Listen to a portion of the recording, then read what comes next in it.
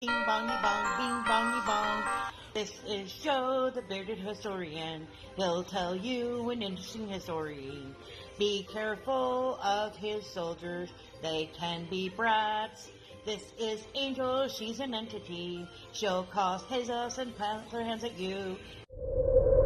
This is Sue, she likes spirits, not the alcohol. She's the reason this channel exists. This is David, he likes fire trucks. He's here occasionally. Bing bongy bong, bing bongy bong, bing bongy bong. We preserve his story. Okay. Welcome to Wayback Wednesday on Thursday because I took too long getting my photos organized and lined up, and yeah, just because. Today Joe's talking about the building, or the founding, I guess I should say, of St. Petersburg, Russia. It's kind of interesting. It's one of those big cities that was intentionally built. Most cities weren't intentionally built or designed. They just kind of happened over time. So hopefully you'll enjoy that bit of history. We're going to have a hamster race, right? Mostly because we used to have a Russian hamster, so why not? I couldn't think of anything else, so you guys are getting what you're getting. Ready? Here we go. Shout out time. Here's a shout out just for you. You support me, so I support you. This shout out is for our friends. Let's see who it is today. Alright, there's our hamsters. I see Sandra. I see Pugwall. There's Cinephile. There's Maya. Love and Live. There's Fine. There's Tom Grace. There's April. There's Rural. Weezy. There's Delta. Adventure. Barry. Scott. Rushmore. Mylinda. Juvel. Octobob. 755. Mylinda. Leon. Lynn. Generations. Lakeshore. Tracy. There's Heather. American Wife. Mary. Who's it gonna be? Who's using the lead? Oh, he lost the lead. Is it gonna be Gallivanting? It is gonna be Gallivanting. Alright, so this is Gallivanting Galentis, and I'm probably mispronouncing that. They're almost at 2K. This is Tony and Julie. They're a wonderful older couple who travel by RV. And they do lots of traveling, as you can see. Wonderful people, very supportive. Got some shorts here. So check them out if you like traveling, older couple, exploring, any of that. Like, share, comment, and have a good day. Alright, fellas, the bearded historian says he has information. I don't believe him. You'll have to be the judge. And I'll pretend to pay attention because I'm tired. It's been a very long weekend. Well, if you doze out, I'll just turn it off, and that way you can take and hunt up for pictures later, or maps, or both. Anyway, today's topic, for all the fun of it is, we discovered that on this day, back in 1702, a long time ago, the city of St. Petersburg, 1703, and 323 years ago, was founded by St. Peter. Peter the Great, the Tsar at the time. Interestingly enough, it wasn't named after him. It was actually named after Saint Peter from the Bible, because at the time there's also a fortress called the Peter and Paul Fortress that was constructed by somebody over the Swedish. Yeah. Anyway, what wound up happening is that Tsar, Peter the Great, really wanted to set up a naval position for shipping on a non-frozen, outlet into water. Archangel, which is way up, past the Arctic Circle, would freeze over during the winter in the White Sea, and thus it was not exactly very useful. But Swedish colonists had built what is known as Nevansk, a fortress at the mouth of the Neva River in 1611, which was later called Ingermanland. The small town of Neon grew up around the fort, and before the 17th century the area was inhabited by Finnic Isherons and Voitons. The Ingrid Finns moved into the region from the provinces of Karelia and Savonia with the Swedish rule. There was also Estonian, Karelian, Russian, and German population in the area. It's kind of a little melting pot of different nationalities. Well, by the end of the 17th century, Peter the Great, who was interested in seafaring and maritime affairs, wanted Russia to gain a seaport to trade with the rest of Europe. Obviously, needing the better port than the one they had at the time, Archangel. On the 12th of May, during the Great Northern War, Peter the Great captured Nyaskand and soon replaced the fortress. On the 27th of May, in the old calendar, the 16th of May in 1703, closer to the estuary, on Zerga Island, he laid down the Peter and Paul Fortress, which became the first brick and stone building of the new city. Well, the city was built by conscripted peasants, serfs, from all over Russia. In some years, several Swedish prisoners of war were also involved under the supervision of Alexander Menshikov. Tens of thousands of serfs would die while building the city. Later, the city became the center of the St. Petersburg Governorate.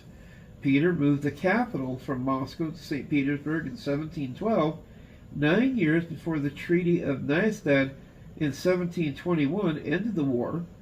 He referred to St. Petersburg as the capital, or seat of government, as early as 1704. Well, during those first few years, the city developed around Trinity Square on the right bank of the Neva near the Peter and Paul Fortress. However, St. Petersburg soon started to be built out according to a plan. By 1716, the Swiss-Italian Domenico Trezzini had elaborated a project whereby the city center would be on Vesliv Island and shaped by a rectangular grid of canals. This project was not completed, but is evident in the layout of the streets. In 1716, Peter the Great appointed Frenchman Jean-Baptiste Alexandre Leblond as the chief architect of St. Petersburg. Now, the style of Petre Baroque, developed by Trezzini and other architects, and exemplified by such buildings as the Menshikov Palace, Kunstkamera, Peter and Paul Cathedral, and 12 collegia, became prominent in the city architecture of the early 18th century.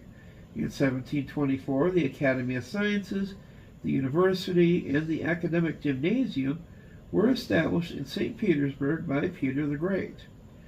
Well, in 1725, Peter died at the age of 52. His endeavors to modernize Russia had been opposed by the Russian nobility, and there were several attempts on his life and a treason case involving his son. In 1728, Peter II of Russia moved his seat back to Moscow, but 4 years later, in 1732, under Empress Anna of Russia, St. Petersburg was again designated as the capital of the Russian Empire. It remained the seat of Romanov dynasty and the imperial court of the Russian Tsars, as well as the seat of the Russian government for another 186 years until the Communist Revolution took over. In 1736 and 1737, the city would suffer from catastrophic fires. To rebuild the damaged boroughs, a committee under Burkhard Christoph von Munich commissioned a new plan in 1737. The city was divided into 5 boroughs, and the city center was moved to the Admiralty Bureau on the east bank between the Neva and Fontana. It developed along these radial streets, which met at the Admiralty Building, and are now known as Nevsky Prospect, which is considered the main street of the city, Gorchagaya Street and Volinvesky Prospect. Baroque architecture became dominant in the city during the first 60 years, culminating in the Elizabethan Baroque, represented most notably by the Italian Bartolomeo Rastielli, with such buildings as the Winter Palace. That would be a fun place to see someday. Mm-hmm. In the 1760s, Baroque architecture was succeeded by neoclassical architecture. Well, established in 1762, the Commission of Stone Buildings of Moscow and St. Petersburg ruled that no structure in the city could be higher than the Winter Palace and prohibited spacing between buildings. During the reign of Catherine the Great in the 1760s to 1780s, the banks of the Neva were lined with embankments made of granite. However, it wasn't until 1850 that the first permanent bridge across the Neva, Annunciation Bridge, was allowed to open. Before that, only pontoon bridges were allowed. Obvodki Canal, dug in 1769 to 1833, became the southern limit of the city. The most prominent neoclassical and empire-style architects in St. Petersburg included John Baptiste Villene de la Mothe, Imperial Academy of Arts, Small Hermitage, Goscinny de Var, New Holland Arch, the Catholic Church of St. Catherine, Antonio Rinaldi, the Marble Palace, Uri Felton, the Old Hermitage and Chesley Church, Giacomo Corelli, the Academy of Sciences, Hermitage Theaters, Iosif Palace, Andrei Voronikin, the Mining Institute, Kazan Cathedral, Andrian Zakharov, the Admiralty Building, Jean-Francois Thomas de Tomon, Spit of Vasily Island, Carl Rossi, the Elegant Palace, Makovsky Palace, and Alexandria Theater, Senate and Synod buildings, General Staff Building, and designs of many streets and squares, Vasily Stasov, the Moscow Triumphant Gate and the Trinity Cathedral, Auguste de Montfrand, St. Isaac's Cathedral, and the Alexander Column. In 1810, Alexander I established the first engineering of higher education, the St. Petersburg Main Military Engineering School in St. Petersburg. Many monuments commemorate the Russian victory over Napoleon France in the Patriotic War of 1812, including Alexander Column by Montfrand, erected in 1834, and the Narva Triumphant Arch. In 1825, the suppressed Decembrist revolt against Nicholas I took place on the Senate Square in the city the day after Nicholas assumed the throne.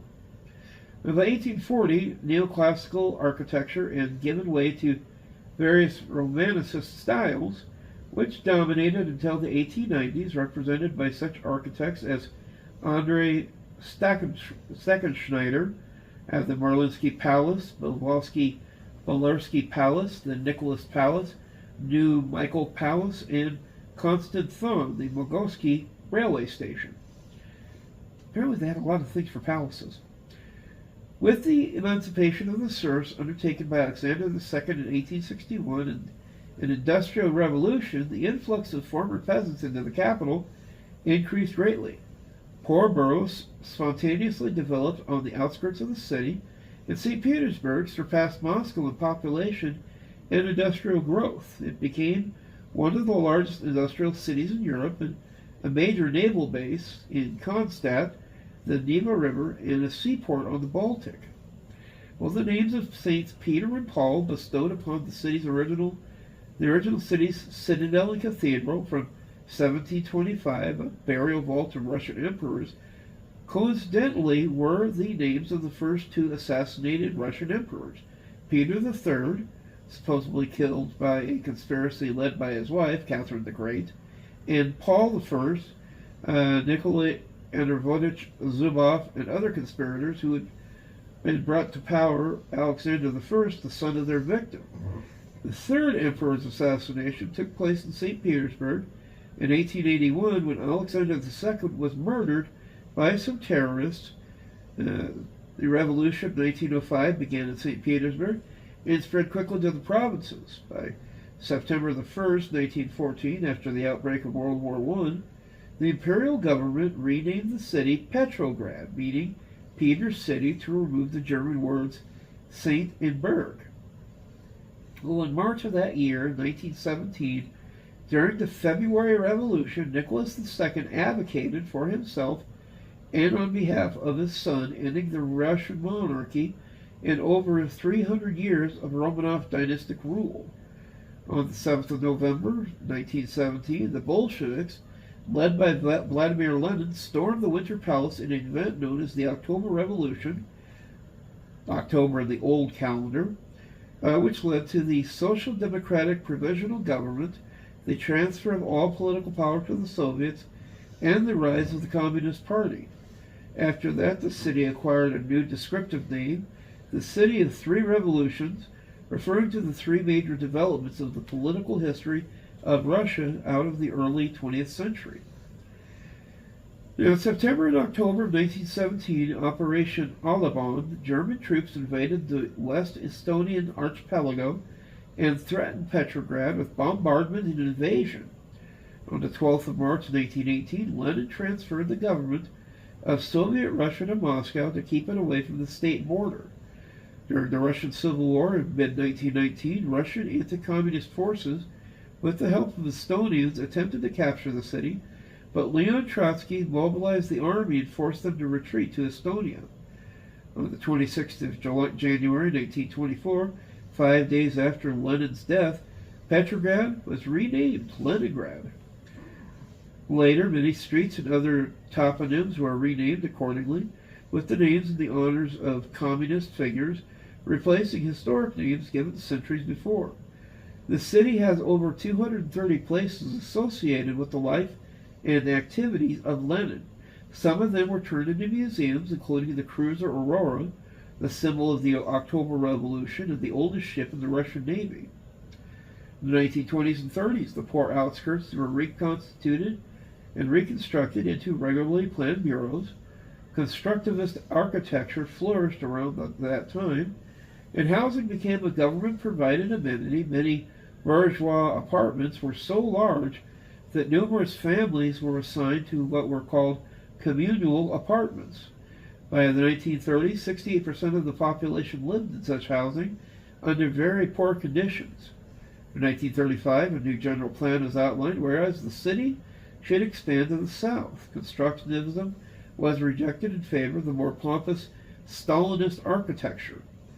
Moving the city center further from the border with Finland, Stalin adopted a plan to build a new city hall and huge adjacent square at the southern end of Moskovsky Prospect, designated as the new main street of Leningrad. After the Winter War in 1939-1940, the Soviet-Finnish border moved northward. Nevsky Prospect, with Palace Square, maintained the functions of the role of the city center. Well, in December 1931, Leningrad was administratively separated from the Leningrad Oblast.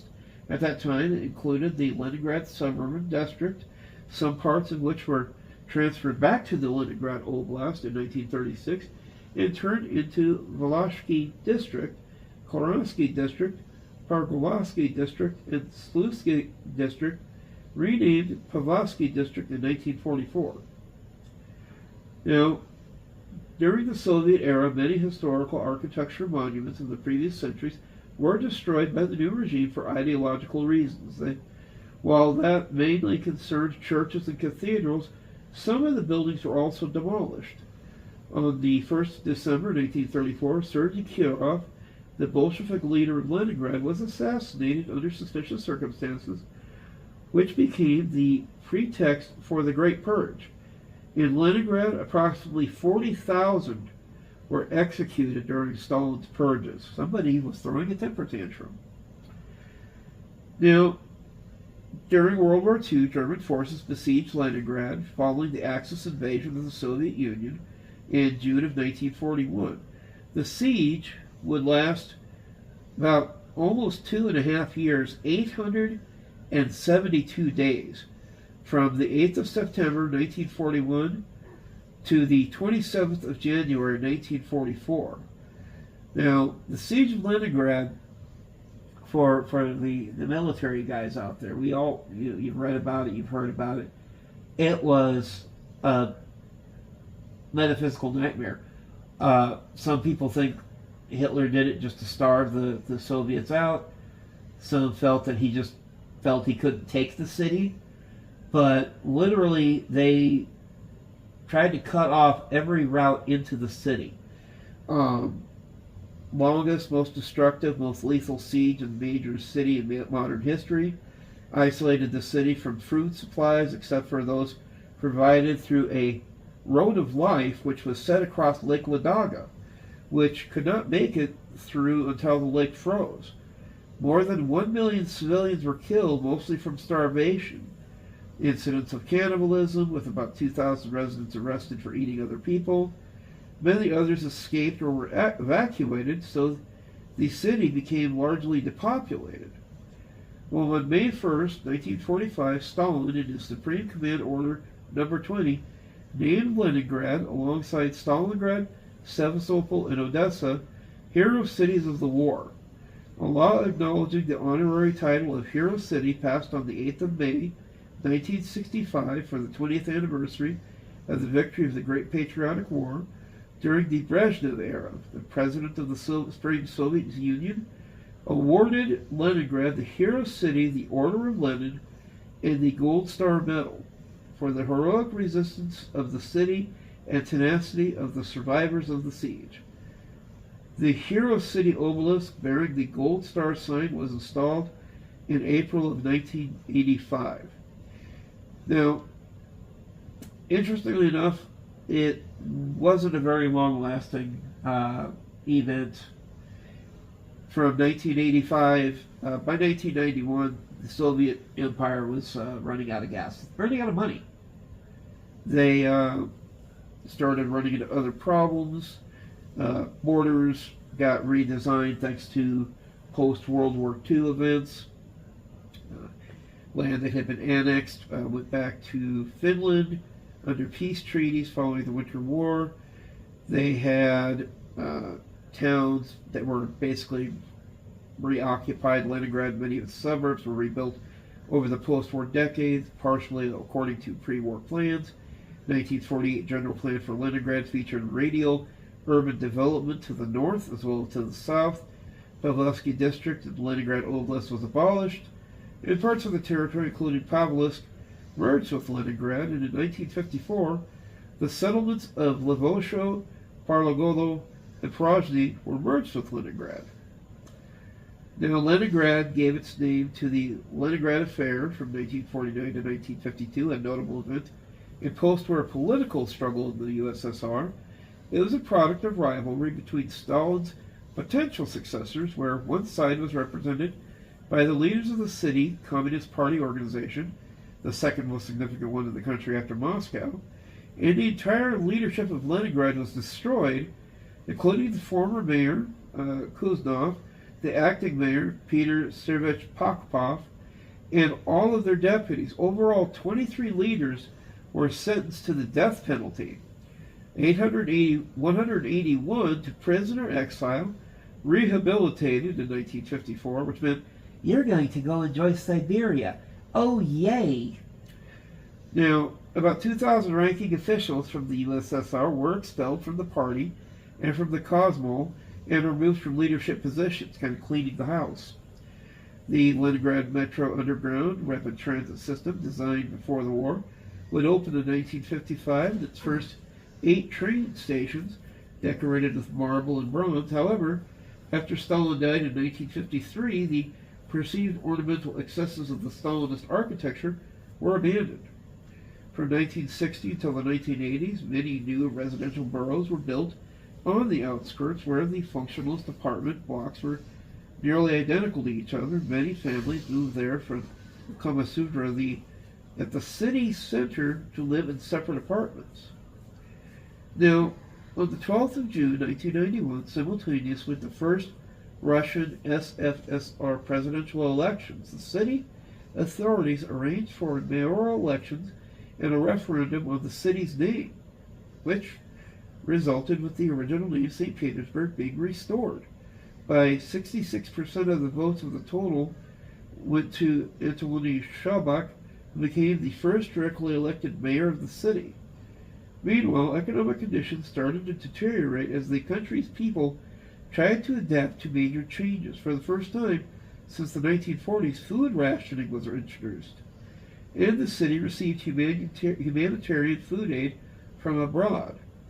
This dramatic time was depicted in a photographic series by Russian photographer Alexei Taranino. Economic conditions began to improve only at the beginning of the 21st century.